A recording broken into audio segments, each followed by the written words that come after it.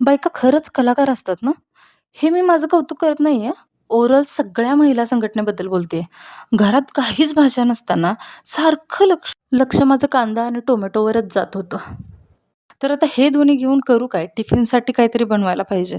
त्यात पण शाळेचं कंपल्शन हं. शुक्रवारी व्हेजिटेबल सँडविचच हवं. मग माझी कलाकारी बाहेर आली.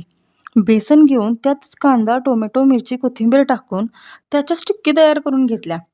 मग पण त्या चौकोनी ब्रेडच्या आकाराच्याच बनवल्या, हे विशेष. आणि जगाला दाखवण्यासाठी असलेलं लिव्हिंग स्टँडर्ड मेंटेन करायला त्याला ग्रिल करून घेतलं. काळ्या लाईन मारून घेतल्या. बायकांनी एवढा मेंदू उगाळून घेणं ना सोपं नसतं. मग ते घरात असू देत किंवा बाहेर असू देत.